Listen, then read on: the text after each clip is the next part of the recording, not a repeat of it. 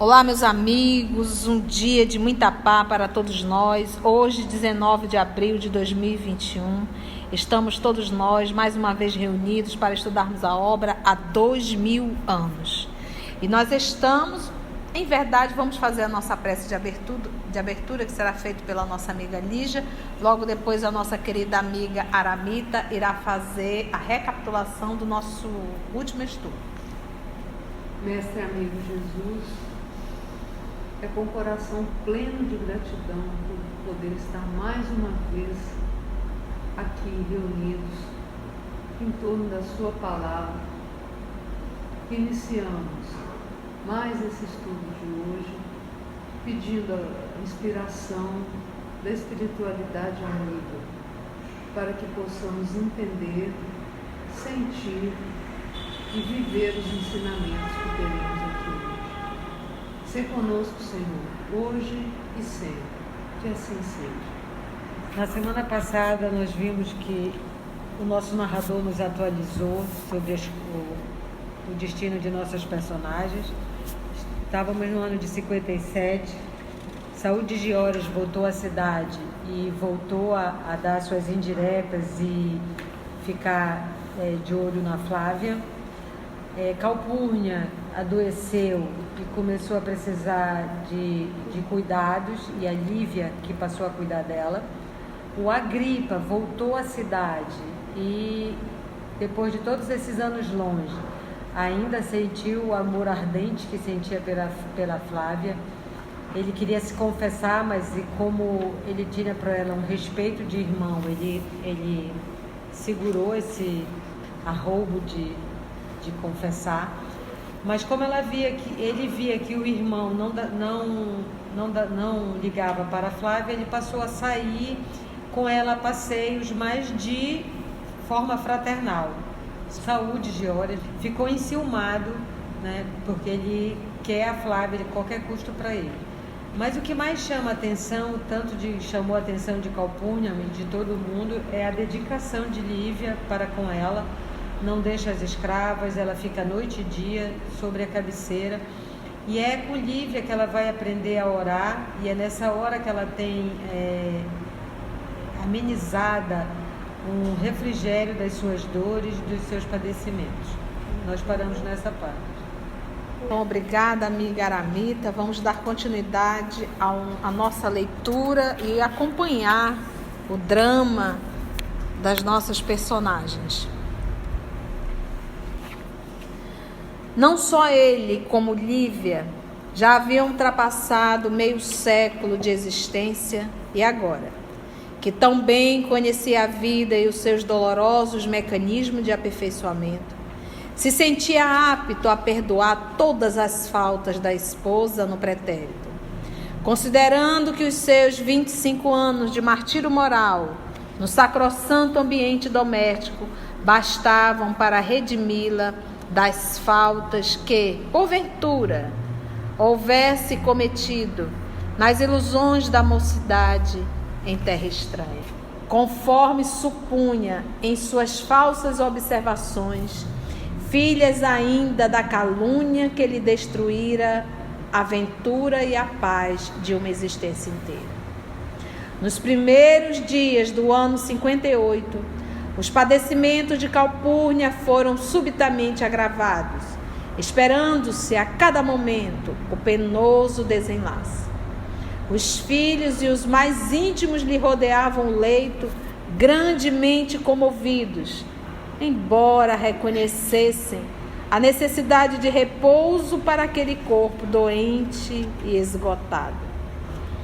Na antevéspera da morte, a veneranda senhora pediu que a deixassem sozinha com o senador por algumas horas, alegando a necessidade de confiar a Públio Lentulus algumas disposições extremas. Atendida imediatamente, vamos encontrá-los em íntimo colóquio, em íntima conversa, como se estivessem juntos pela última vez, para a decisão de assuntos importantes e supremos. Públio ainda em pleno vigor de sua compleição física, tinha os olhos rasos d'água, enquanto a velha matrona o contemplava, deixando transparecer um clarão de viva lucidez nos olhos calmos e profundos. Começou ela gravemente, como se aquelas palavras fossem suas últimas recomendações. Públio, para os espíritos de nossa formação, não pode existir o receio da morte. E é por esse motivo que deliberei falar-te nas minhas horas derradeiras.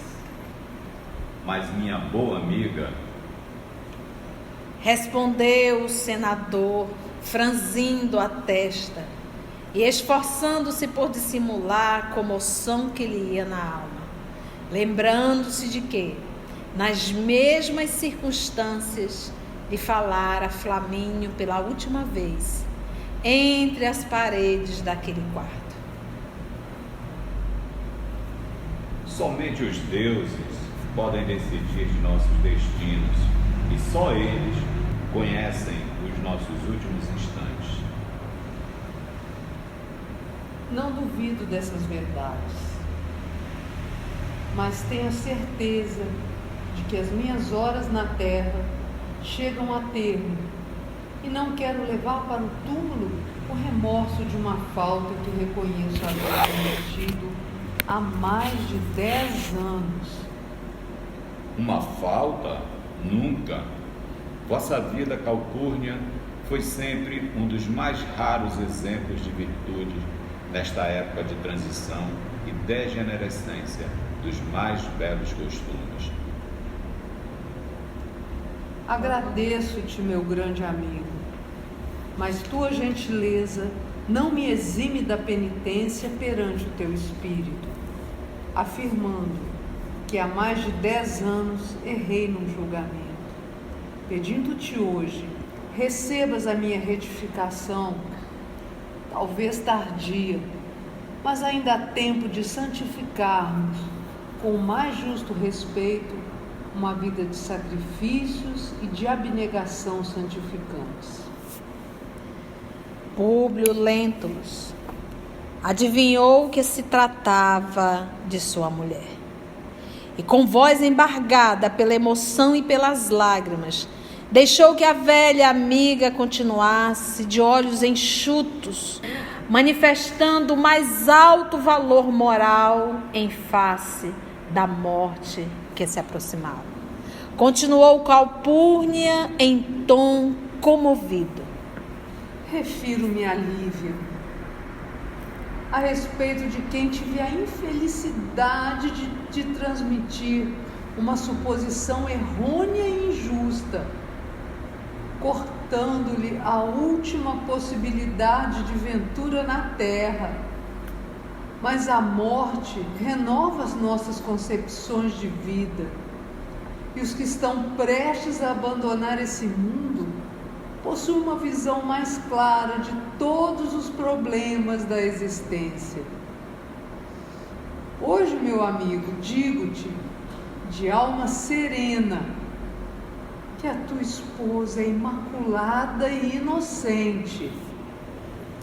O senador sentia que o pranto lhe brotava espontaneamente dos olhos, mas estava intimamente confortado por saber que a venerável amiga confirmava agora as convicções que o tempo lhe aumentara quanto à nobilíssima companheira de sua existência. Continuou ela valorosamente. Não te digo simplesmente por uma questão de egoísmo pessoal, em penhor de agradecimento pelas supremas dedicações de Lívia para comigo no decurso dessa dolorosa enfermidade. Um espírito de nosso estofo deve estar com a verdade acima de tudo, e esta minha confissão não se verifica tão somente pelas observações da minha fraqueza toda humana. A realidade, todavia, meu amigo, é que desde aquela noite em que me pediste opinasse sobre tua esposa e minha desvelada amiga, sinto o espinho de uma dúvida cruel no meu coração dilacerado. Lívia foi sempre a minha melhor companheira, e contribuir para a sua desventura injustificadamente era aos meus olhos a suprema falta de toda a vida. Por 11 anos, orei constantemente e ofereci numerosos sacrifícios nos templos para que os deuses me inspirassem a verdade sobre o assunto.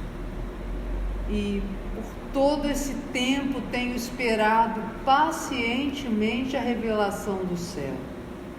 Só hoje, porém, me foi dado obtê-la, já nos pórticos do sepulcro. É possível que a minha pobre alma, já semi-liberta, esteja participando dos incompreendidos mistérios da vida do além-túmulo.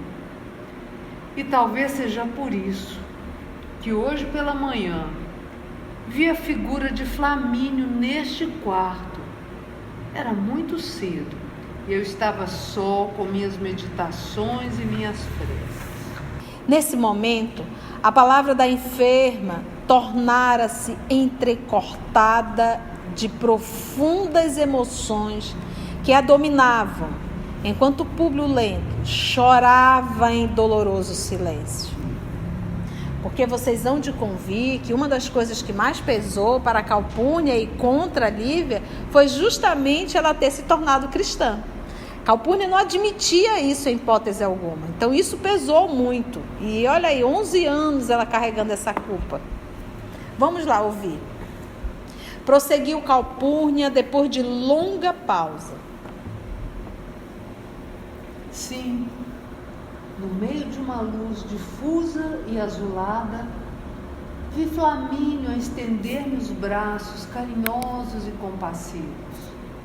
No olhar, observei-lhe a mesma expressão habitual de ternura e, na voz, o timbre familiar inesquecível. Avisou-me que dentro de 2 dias penetrarei os mistérios indevassáveis da morte. Mas essa revelação do meu fim próximo não me podia surpreender, porque, para mim, que há tantos anos vivo no meu exílio de saudades e sombras, acrescido de continuadas angústias da enfermidade longa e dolorosa, a certeza da morte constitui supremo consolo. Confortada pelas doces promessas da visão, as quais me auguravam esse brando alívio para breves horas, perguntei ao espírito Flamínio sobre a dúvida cruel que me dilacerava há tantos anos. Bastou que a arguisse mentalmente para que a radiosa entidade me dissesse em alta voz, meneando a cabeça num gesto delicado, como a exprimir infinita e dolorosa tristeza: Calpurnia, em uma hora duvidastes daquela a quem deverias amar e proteger como filha querida e carinhosa, porque Lívia é uma criatura imaculada e inocente. Nesse instante, tal foi a impressão dolorosa de minha alma, a surpresa da resposta, que não mais obriguei a visão carinhosa e consoladora, como se fosse repentinamente chamada às tristes realidades da vida prática. A velha matrona tinha os olhos marejados de lágrimas, enquanto o senador se entregava silenciosamente ao pranto de suas emoções penosas. Longos minutos estiveram ambos assim, na atitude de quem dava curso ao remorso e ao sofrimento. Afinal, foi ainda a valorosa Patrícia quem rompeu o pesado silêncio, tomando as mãos do amigo entre as suas mãos descarnadas e brancas, exclamando: Públio, fala-te o coração de uma velha amiga com as verdades serenas e tristes da morte. Acreditas piamente nas minhas dolorosas revelações? O senador fez um esforço para enxugar as lágrimas que lhe caíam copiosamente dos olhos e, movimentando o máximo de energia, replicou firmemente: Sim, acredito. E que faremos agora para reparar nossas faltas ante o coração generoso e justo de tua mulher? Ele deixou transparecer um clarão de ternura nos olhos e, passando as mãos inquietas pela fronte, como se houvera encontrado solução quase feliz, dirigiu-se à doente com uma irradiação de alegria e de tranquilidade no semblante, dizendo confortado: Sabeis da grande festa do Estado, que se realizará de hoje a poucos dias, na qual os senadores com mais de 20 anos de serviço ao Império serão coroados de mirto e rosas como os triunfadores? Sim, tanto que já pedi aos meus filhos que, não obstante a minha morte próxima, te acompanhe nessa justa alegria, porque serás um dos agraciados pelas nossas autoridades supremas. Ó minha grande amiga, ninguém pode esperar vossa morte, mesmo porque não poderemos prescindir da preciosa contribuição da vossa vida. Mas, já que cuidamos de reparar o meu erro grave no passado doloroso, esperarei mais uma semana para levar ao espírito de Lívia a expressão do meu reconhecimento, da minha gratidão e do meu profundo amor. Irei a essa festa a realizar-se sob a proteção de Sêneca, que tudo tem feito por dissimular a penosa impressão causada pela conduta cruel do imperador, seu antigo discípulo. Depois de receber a coroa da suprema vitória de minha vida pública, trarei todas as condecorações aos pés de Lívia, como preito justo à sua angustiada existência de penosos sacrifícios domésticos. Ajoelhar-me-ei ante a sua figura santificada e, retirando da fronte a auréola do império, deporei as flores simbólicas a seus pés, que beijarei humildemente com o meu arrependimento e as minhas lágrimas, traduzindo-lhe gratidão e amor infinitos. Generosa ideia, meu filho, e peço-te que a executes no momento oportuno e no instante em que testemunhares a Lívia o teu amor supremo. Dize-lhe que me perdoe, porque eu chorarei de alegria, vendo ambos felizes, lá das sombras tranquilas do meu sepulcro. Exclamou a enferma sensibilizada. Ambos choravam comovidos silenciosamente. Sêneca, gente, ele nasceu 4 a.C., desencarnou 65 d.C., foi um dos mais célebres advogados, escritores e intelectuais do Império Romano.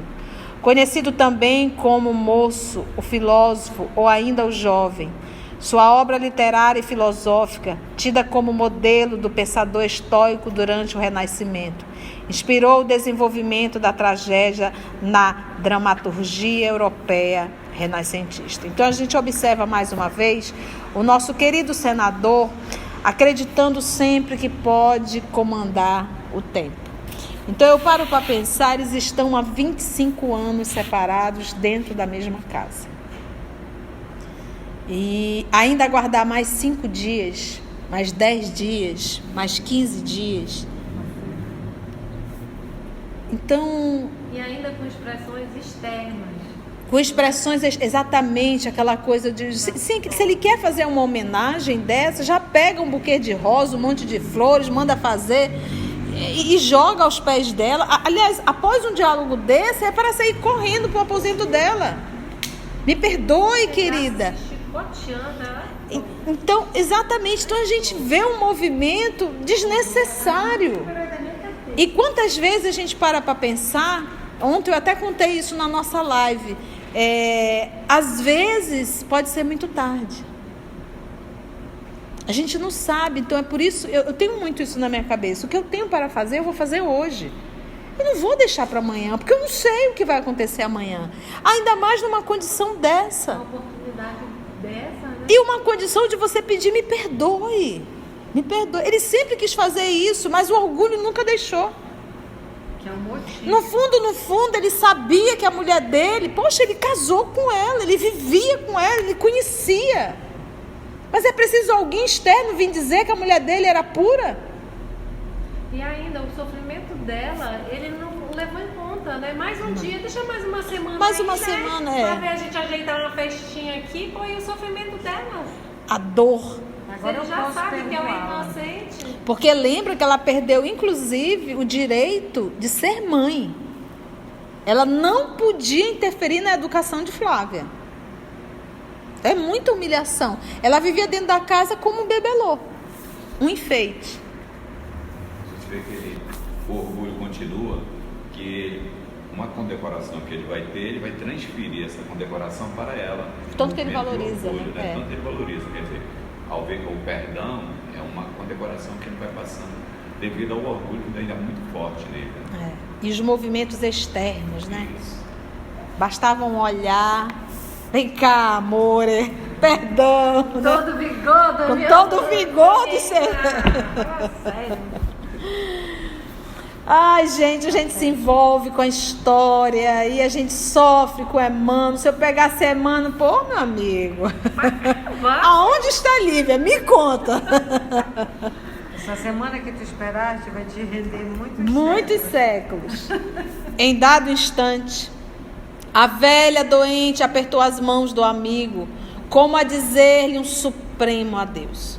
Calpurnia fixou nele os grandes olhos claros e desprenderam irradiações misteriosas. E, com lágrimas de emoção inexprimível, exclamou comovidamente, já nos seus momentos finais: Públio, peço, não te esqueças do prometido. Ajoelha-te aos pés de Lívia, como ao sumo Deus, de renúncia e de bondade. Não te importe a minha partida deste mundo. Vai à festa do Senado. Reparemos nossa falta grave. E agora, meu amigo, um último pedido. Vela por meus filhos, como se fossem teus. Ensina-lhes ainda a honradez, a fortaleza, a sinceridade e o bem. Um dia, todos nós nos reuniremos na eternidade. Públio Lentulus apertava-lhe as mãos, sensibilizado, ajeitando-lhe nas sedosas almofadas a cabeça embranquecida, enquanto lágrimas de comoção lhe embargavam a voz. Havia muito que a enferma era atacada subitamente de periódicas e prolongadas dispineias. O senador abriu as portas do largo aposento onde Lívia correu rapidamente, como enfermeira de todos os instantes, enquanto Flávia e algumas servas acudiram com ungüentos e outros remédios da medicina do tempo. Calpurnia, porém, parecia atacada pelas últimas aflições que a levariam ao túmulo. Por 24 horas consecutivas, o peito arfou sibilante, como se a caixa torácica estivesse prestes a arrebentar sob o impulso de uma força indomável e misteriosa. Ao fim de um dia e uma noite de grande atividade e angústia, a doente parecia haver experimentado ligeira melhora. A respiração fazia-se menos penosa e os olhos revelavam grande serenidade. Embora todo o corpo estivesse salteado de manchas azuladas e violáceas, prenunciando a morte, apenas a afonia continuava. Mas, em dado instante, fez um gesto com a mão, chamando Lívia à cabeceira com a terna familiaridade dos antigos tempos. A esposa do senador atendeu ao apelo silencioso, ajoelhando-se com os olhos cheios de lágrimas e compreendendo, pela intuição espiritual, que era chegado o instante doloroso da despedida. Via-se que Calpurnia desejava falar, inutilmente. Foi então que cingiu Lívia amorosamente contra o peito, beijando-lhe os cabelos e a fronte no esforço supremo, e colando os lábios ao seu ouvido, balbuciou com infinita ternura: Lívia, perdoa-me. Somente a interpelada escutara o brando cicio da agonizante. Foram essas as derradeiras palavras de Calpurnia. Disse-ia que sua alma valorosa necessitava, tão somente, daquele último apelo para conseguir desvencilhar-se da terra, elevando-se ao paraíso. Abraçada a carinhosa amiga, a moribunda depois, novamente, a cabeça nas almofadas para sempre. Suor abundante transbordava de todo o seu corpo, que se aquietou de leve para a suprema rigidez cadavérica. E, daí a minutos, seus olhos se fechavam, como se preparassem para um grande sono. A respiração ia-se extinguindo brandamente, enquanto uma lágrima pesada e branca lhe rolava nas faces enrugadas, como um raio divino da luz que lhe clarificava a noite do túmulo. As portas do palácio abriram-se então para os tributos afetuosos da sociedade romana. As cerimônias fúnebres da valorosa matrona compareceu o que a cidade possuía de mais nobre e mais fino em sua aristocracia espiritual, dado o elevado conceito em que eram tidas as peregrinas virtudes da morta. Terminadas as cerimônias da incineração e guardadas as cinzas ilustres da nobre Patrícia nas sombras do jazigo familiar, Flávia Lentúlia assumia a direção da casa, enquanto seus pais voltavam à residência do Aventino para o necessário descanso. Faltavam somente 4 dias para a realização das grandes festas, em que mais de 100 de senadores receberia a auréola do supremo triunfo na vida pública. Públio Lentulus, que seria dos homenageados na festa memorável, não obstante o luto da família, aguardava o grande momento com ansiedade. É que, recebida a expressão suprema da vitória de um homem de Estado, levá-la-ia aos pés da esposa como símbolo perene do seu afeto e do seu reconhecimento da vida inteira.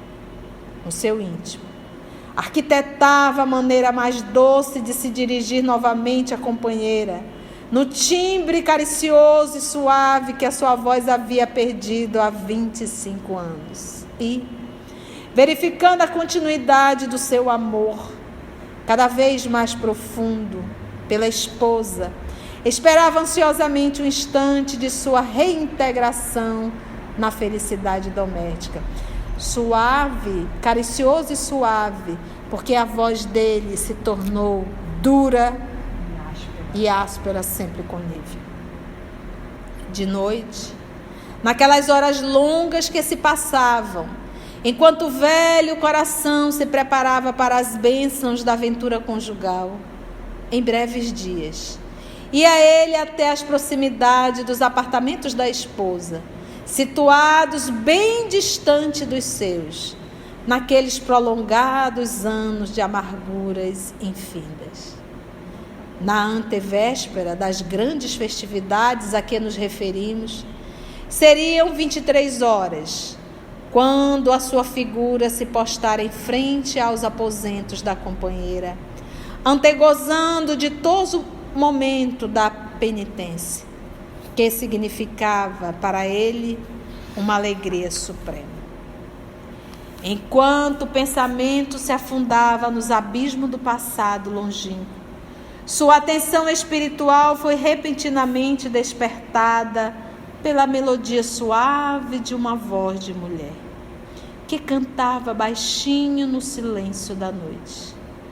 O senador aproximou-se vagarosamente da porta, colando o ouvido à escuta. Sim, Lívia cantava em voz apagada e mansa, qual cotovia abandonada, fazendo soar levemente as cordas harmoniosas de uma lira de suas lembranças mais queridas. Públio chorava comovido, ouvindo-lhe as notas argentinas que se abafavam no ambiente restrito do quarto, como se Lívia estivesse cantando para si própria, adormentando o coração humilde e desprezado, para encher de consolo as horas tristes e desertas da noite. Era a mesma composição das musas do esposo, que lhe escapava dos lábios naquele instante em que a voz tinha tonalidades estranhas e maravilhosas, de indefinível melancolia, como se todo o seu canto fosse lamento doloroso de roxinol apunhalado. Alma gêmea de minha alma, flor de luz da minha vida, sublime estrela caída das belezas da amplidão. Quando eu errava no mundo, triste só no meu caminho, chegaste devagarinho e me encheste o coração. Vinha na bênção dos deuses, na divina claridade, tecer minha felicidade em sorrisos de esplendor. És meu tesouro infinito, juro de eterna aliança, porque sou tua esperança.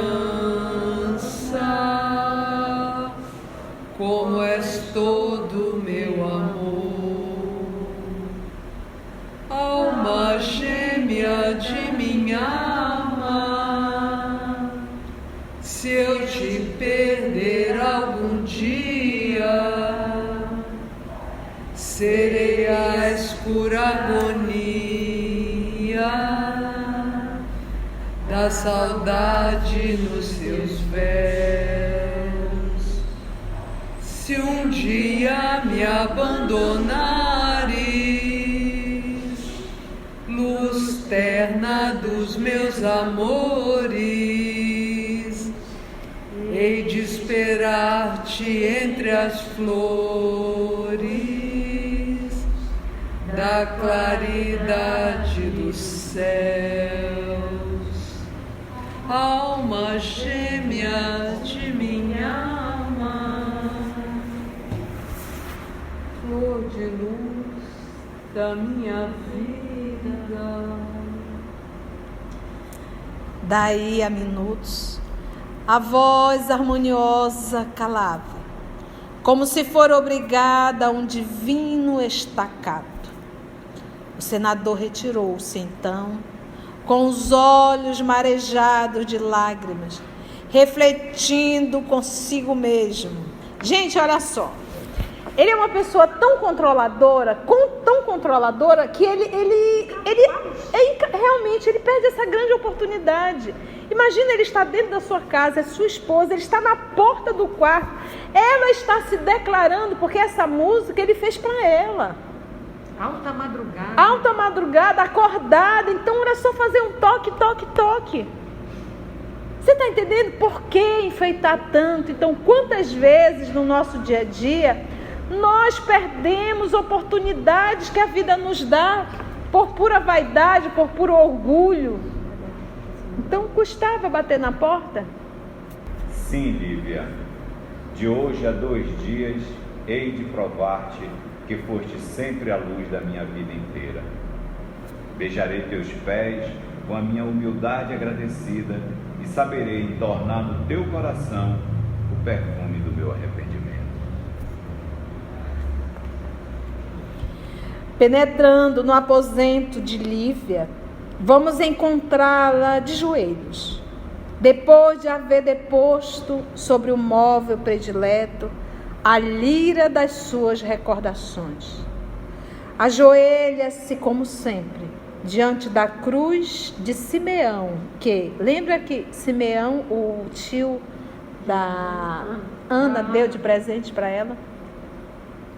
Diante da cruz de Simeão, que, nesse dia, mostrava a seus olhos espirituais uma claridade mais intensa.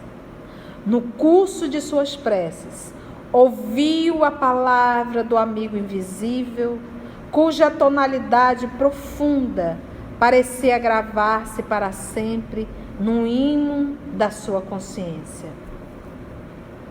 Filha, exclamava a voz amiga do plano espiritual, regozija-te no Senhor, porque são chegadas as vésperas da tua aventura eterna e morredora. Eleva o pensamento humilde a Jesus, porque não está longe o instante de todo da tua gloriosa entrada no seu reino. Lívia deixou transparecer no olhar uma atitude de alegria e surpresa, mas, cheia de confiança e fé na providência divina, guardou nos refolhos mais íntimos do coração o conforto daquelas palavras sacrossantas. Filha, alegra-te no Senhor, porque são chegadas as vésperas da tua aventura eterna e morredora, da tua alegria eterna, que não é a reconciliação com o senador. Eleva o pensamento humilde a Jesus, porque não está longe o instante ditoso da tua gloriosa entrada no seu reino. E assim nós finalizamos o capítulo 4 da segunda parte da obra 2000 anos, carregada de emoção. E a próxima semana iremos nas catacumbas da fé e no cerco do martírio. Preparem o lenço para o próximo estudo. Vamos envolver a nossa amiga Carla, que irá fazer a nossa prece de encerramento. sempre assim agradecendo muito a essa oportunidade que a espiritualidade amiga nos concede de estarmos todos nós aqui juntos. Gratos te somos, Jesus, pela oportunidade dessas lições, desse aprendizado, de um tempo tão distante, mas tão atual. O orgulho, a vaidade, o tempo que perdemos, as oportunidades desperdiçadas. Que possamos aprender na humildade, no trabalho, a hora boa de nos tornarmos melhores, de fazermos o que é que viemos para fazer, sermos melhores em tudo, na dor, no sofrimento, na compaixão. E nesse tempo tão difícil, de tanta dor, ajuda-nos a ver a dor do irmão e a sermos melhor sempre, com a tua graça, com a tua luz, porque sem ti nada podemos fazer. Fica conosco hoje e sempre.